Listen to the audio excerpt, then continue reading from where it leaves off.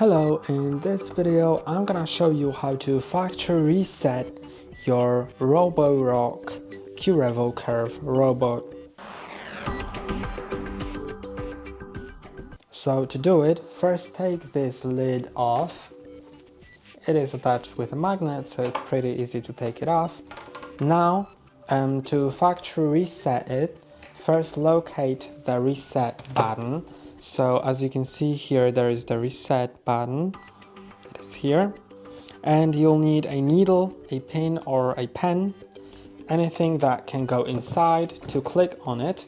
So to factory reset your robot, you need to start pressing and holding on the home button for around 3 seconds. So it will say about something about spot cleaning, but before it actually starts spot cleaning, you need to click on the reset button with your pen or needle, and then keep all the time keep pressing the home button until it says about resetting, and then you can release it. So let me show you that now.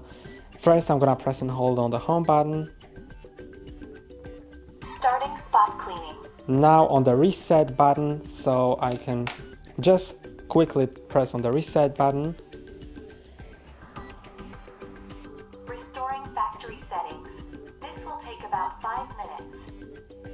So now when it said that it's restoring factory defaults, it is done correctly, and I can release the home button, then put the lid on optionally, and now we need to wait around 5 minutes, and after that I'll get back to you when both lights are lighting steadily.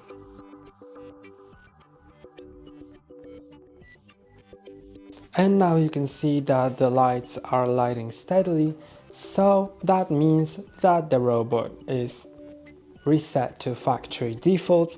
And now what you should do is click on the home button so it returns to its charging station and locates it, and that'll be done. So that's all for today. Don't forget to like and subscribe. See you next time.